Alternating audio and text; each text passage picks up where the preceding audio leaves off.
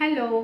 आजच्या व्हिडिओमध्ये पाहूयात की सध्या जी खूप कॉमन स्किन कंप्लेंट आहे ती म्हणजे फंगल इन्फेक्शन.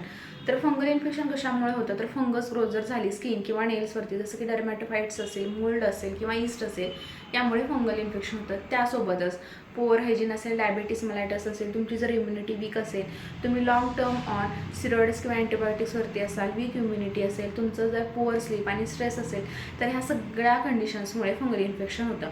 फंगल इन्फेक्शनमुळे काय होतं तर एक स्किनवरती इरप्शन येतं, इचिंग होतं, रेडनेस होतं, बर्निंग सेन्सेशन होतं, एक डिस्कम्फर्ट आणि अनइझीनेस राहतो. तर यासाठी आता खूप जणांचं असं म्हणणं आहे की आम्ही यासाठी रेग्युलरली क्रीमसुद्धा वापरली किंवा टॅब्लेट्स घेतला, यामुळे आम्हाला टेम्पररी रिलीफसुद्धा मिळाला, पण ह्या जे सिम्टम्स किंवा कंप्लेंट्स आहेत त्या पुन्हा पुन्हा येत आहेत. तर आम्हाला यापासून कसा रिलीफ मिळेल, तर त्यासाठी तुम्ही होमिओपॅथिक ट्रीटमेंट घेऊ शकता. होमिओपॅथिक ट्रीटमेंट काय करते तर एक तर तुम्हाला फंगल इन्फेक्शन होण्याचं कारण काय आहे यानुसार तुमची ट्रीटमेंट ठरवली जाते. होमिओपॅथिक ट्रीटमेंट तुम्हाला हे जे काही सिम्टम्स रिटर्न होत आहेत किंवा रिटर्न्स येत आहेत अगेन अँड अगेन, यापासून तुम्हाला रिलीफ देतं, एक लाँग टर्म रिलीफ मिळतो.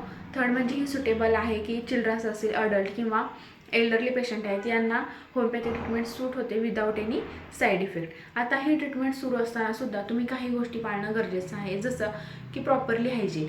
ज्या एरियामध्ये तुम्हाला इन्फेक्शन झालं आहे तो एरिया क्लीन आणि ड्राय ठेवायचा आहे. तुम्ही जे कपडे वापरत आहात ते ब्रिदेबल असावेत, कॉटनचे असावेत, टाईट कपडे यूज करायचे नाही आहेत. तुमचे जे कपडे किंवा पर्सनल जे आयटम्स आहेत, कोंब असेल, टॉवेल असेल, कपडे असेल किंवा रेझर असेल, ते इतरांसोबत शेअर करायचं नाही आहे, कारण फंगल इन्फेक्शन हे कोणत्याजियस आहे म्हणजे संसर्गजन्य आहे, ते एकाकडून दुसऱ्याला होण्याची शक्यता जास्त असते. नेक्स्ट म्हणजे तुमचं जे काही तुम्ही प्रॉपर डाएट ठेवायचं आहे, व्यवस्थित झोप घ्यायची आहे आणि स्ट्रेस मॅनेजमेंटसाठी तुम्ही मेडिटेशन करू शकता. आता last but not the list, आता ट्रीटमेंट तुम्ही स्टार्ट केली, आता तुम्हाला इम्प्रूव्हमेंटसुद्धा वाटायला लागली, तर काही जण लगेच ट्रीटमेंट स्टॉप करतात. तर कुठलीही ट्रीटमेंट तुम्ही मध्येच थांबवायची नाही आहे डॉक्टरांच्या सल्ल्याशिवाय, जोपर्यंत पूर्ण इम्प्रूव्हमेंट होत नाही.